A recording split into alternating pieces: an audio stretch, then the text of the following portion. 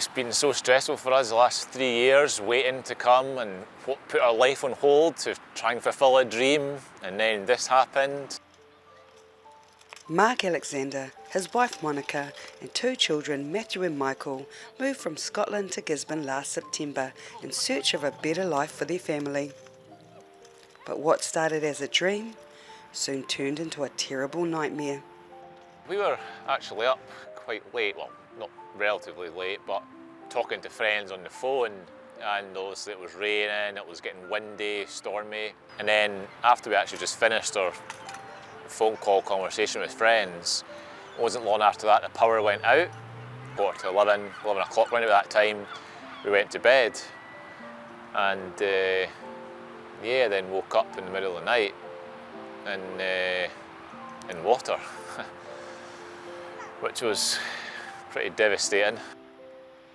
Once they realised the enormity of what was happening, they began the mammoth task of trying to save what they could. I think it was like 2 o'clock in the morning. We went straight through to our stuff and just started lifting stuff out of water to protect anything that we could. Photos, our wedding photos, and a lot of stuff we brought from the UK's. Got knackered. Once daylight broke, the true extent of the flood was evident. You could see outside, more predominantly, the car was underwater, my works van was underwater as well. It was pretty heartbreaking, to be fair, coming to the other side of the world and having to deal with that in the first sort of 4 months. Even more devastating, the house the Alexander family were living in at the time was a rental, and they didn't have contents insurance. It's one of those ones we'll get round to it, but never quite got there quick enough. And we've lost a lot. A lot of big finds. Our sofas were all underwater, our fridge, freezers, clothes, shoes and microwaves and TVs. Yeah, a lot. But I suppose you can lose all that stuff, but as long as the 4 of us were safe, it's the main thing. The water was so deep around the property that the only way out for the family was through a window. Funny but not funny, but we had like a dingy boat that we had blew up there at the beach, and got the 2 boys out the window into that, and we went along to our neighbours, and then I managed to get into town to my work mechanics, and then they basically sort of helped us all out, which was fantastic. Gisborne Pack and Save owner Brooks Stewart moved to Gisborne 8 years ago and took over ownership of Pack and Save last year. So when I left school, I went straight into working in the fruit and veggie department at my local New World. It's looking pretty good, isn't it? Yeah. How many boxes have you lifted today? Oh, constantly doing that. Yeah? Yeah. You having a good day though? Yeah. And basically I just worked my way up and learnt all the departments, did various supervising roles and management roles, and worked my way up into owning my own supermarket. Brooks also owns New World Whitehall and has a deep love of the region and a commitment to its people. I had a great mentor when I was at Green Bay New World, and I followed him up to Kaitaia Pack and Save, Regent New World and Whangarei. It's just the love, and it's the people, and it's watching people grow and develop. I'm massive on that. When Cyclone Gabrielle hit, Brooks' first thought was to help others. Basically I woke up and I was on my own little island. I couldn't even get to my front gate, which was about 30 metres away. I had about a metre of silt in my way, but straight away I was thinking, I need to get to Pack and Save, I need to get to work, I need to know how my people are firstly at work, and I need to know how the community is affected, because I could see how it had affected me, and I just thought the worst. Oh, how are you, mate? With no power or cell phone coverage, Brooks had no idea what he was in for.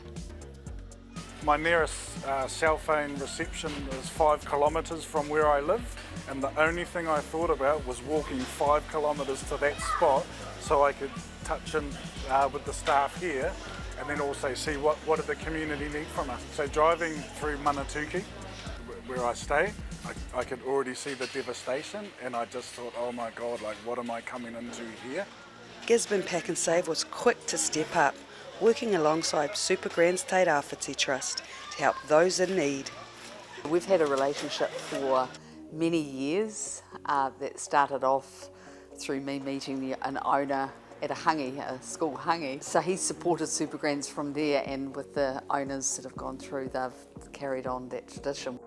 Super Grands is a holistic wellbeing service supplying kai parcels, budgeting advice, life skills and cooking workshops. In the first 2 weeks after Cyclone Gabrielle hit, Super Grand staff were working around the clock. I think at the first 2.5 weeks, 220 hours were done by certain staff members. We couldn't stop because the need was so great. There were so many people that needed food and water. No one questioned working 7-10 days in a row. I tried to make them have time off and they said, well, I'm coming as a volunteer. Pack Your Pantry is about helping those impacted by the cyclone. Recipients will receive Pack and Save vouchers to allow them to restock essential pantry items when they move into a new home. All the owners of North Island Pack and Saves got together and we contributed funds to make sure that areas that were affected by Cyclone Gabrielle had the opportunity to get back up on their feet. So it's very community driven. This Pack Your Pantry initiative is fantastic, and I know that a lot of people that I've already talked to that are still waiting to go into a home are just so relieved knowing that that's another thing that they don't have to worry about. Super Grands Te Rāwhiti is working collaboratively with the Gisborne District Council, Te Rāwhiti Civil Defence and Kaianga Order to make sure the vouchers go to the right people. I get quite emotional just thinking about it. Within the first 3 days, National Foodstuff said, here's 20,000, it's in credit, go get what you need. And that was just such a great relief. And then our local Pack and Save in Brooks gave us another 10,000. And then we received 65,000, in vouchers to distribute out. I mean, it's overwhelming, but it's so needed as well. A lot of people in the community have helped us. My work's helped us hugely. I've had a lot of friends in the port helped us through dropping food off, asking if we need any clothing or blankets or anything for the kids. I'm always like, if there's something bad happening, something good's going to happen after it, and thankfully that has happened with all this help and support we've had. Some local businesses which were unable to open or operate turn their attention to helping others. We just had so many businesses saying, well, there's nothing we can do, so we're coming to you. They turned up week after week after week helping us out. I would say we had well over 500 different volunteers here during that time. Mark Alexander was working right next door to Super Grands when Linda heard they had lost their home. They heard I got flooded and asked if we needed help for that, and I said, yeah, it'd be fantastic to help recuperate some things back in the cupboards is a great help, and I can't thank Super Grands enough for that. Them as an organisation, I think, is tremendous. What they do for the community is just huge. We're going to make sure that everyone that needs a hand will get a hand as much as we can with what we've got. Months on, the clean-up continues and the needs in the community are still great. We are still dealing with civil defence as well, and we are still flying boxes out every week. So yeah, our small little trust is still very busy. And the Gisborne community is continuing to support those who need it most. It's just about the whole community coming together, and the whole community did come together. We had hundreds of people turning up at our doorstep, not only for help, but also to come and help us. And that was really heartwarming. Renee Lola here, Local Focus.